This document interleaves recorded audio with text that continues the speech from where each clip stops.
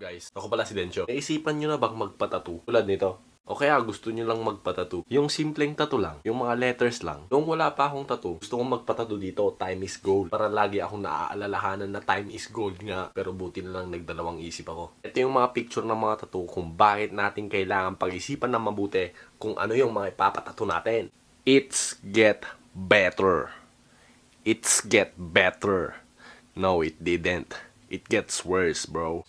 Hindi ba tinatanong ng mga artist nyo kung, oh, wrong spelling to, Brad. Kailangan nating ilagay yung S dito para maging maganda. Pero sabi, hindi tol, mas maganda yan. Lagay mo lang dyan, astig yan. Baliw ka ba? Regret nothing. Nothing. Yung T na lang yung kulang eh. Regret nothing na talaga. Pero regret nothing eh. T lang yung T. Belife makes things real. Belife. Belife ba talaga yun? Ba yung tawang word doon? Pati ako napapasama na dito. YOLO. YOLO. Oh my God, man. Ikaw ba naman yung magpapatato ng YOLO? Tapos yung mga letrang gagamitin mo, puro mga titi. May mga konting bulbul pa na hindi na-shaven ng mga ilang araw. YOLO. YOLO. Ha? YOLO.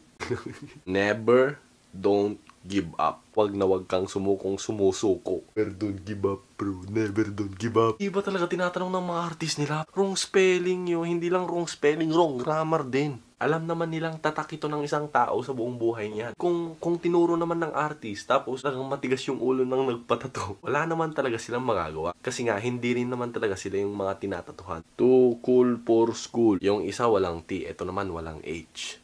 Nilagyan mo pa ng school bus eh, no? Lupit mo. Nilagyan mo ng bus pero nalimutan mong palagyan ng H. Ganun ba yon? Problema mo. Nakasyabo ka. Megan. Oops. I meant Holly. It's is my life. John Bodby? What the heck? Kaya ko lang din napansin to. Pero akala ko nun, yung letter lang nun. It's is my life. Pero pati ba naman yung artist niya? Seryoso ka? Well, buhay mo naman talaga yan eh. Fuck the system. Fuck the system. System. Yung isa walang H, isa walang T. Ito naman nasobrahan sa S. Only God will jog me. Jog me? Will jog me. Jog me, will jog me, will jog me. Isa walang H, walang T. Nasobrahan ng S, tapos na yun walang D. Yeah. Tapos pinalagyan na ng kamatayan. Knowledge is power. Power. Power. Knowledge is power. Is power, my friend. Knowledge. No regrets. Abay, malupit yung mga tao ngayon. Nasubukan ko rin naman magpatattoo. And it takes a lot of hours. It takes a lot of time para matapos. Yung isang letra nga, baka tapusin nila ng mga ilang oras, 2 oras, kung depende mang sa anumang style yan. Family tradition. Family tradition. Kung ako siguro yung isa sa mga kapamilya ng mga to, kung nandun ako sa pamilya nila, ako yung anak, ay nako, magkalimutan na tayo. Iibahin ko na lang yung apelyido ko para hindi ko gawin to. Ipapatato mo ba naman dito? Family tradition. Anong trip mo? Nagkukulangan, nagsusobrahan. Hindi ba okay na sakto-saktuhan lang? Pero wala din naman akong pake kasi nga hindi rin naman ako yung may katawan dyan. Ito pa. No regrets. Hindi pa dyan magtatapos. Ito pa. Regrets. No regrets, bro. Ito yung malupit, man. Malupit na malupit to. Pinatato niya sa likod niya lahat. Lahat ng pwedeng style na pwedeng ilagay. Brenda. Brenda, Brenda, Brenda, Brenda, Brenda. Ang lupit siguro ng babaeng to. Siguro malupit siya sa kama o kaya malupit talaga siyang babae. O kaya gangster siya o kaya ano man. Pero napakalupit ng babaeng to. Biruin mo. Ipapatato ng isang tao yung buong style ng letra sa likod niya. Tignan niyo ulit. Brenda, Brenda, Brenda, Brenda, Brenda, Brenda, Brenda, Brenda, Brenda. Life is a succession of moments.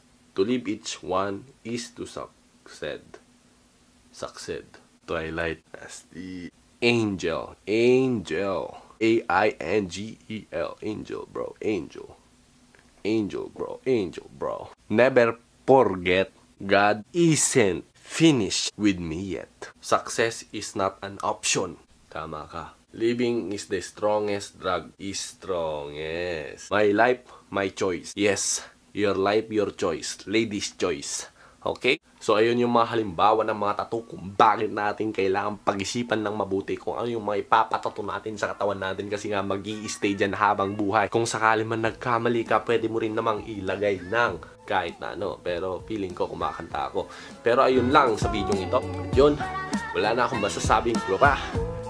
sana may natutunan kayo sa akin. At yun lang sa araw na to. Babush!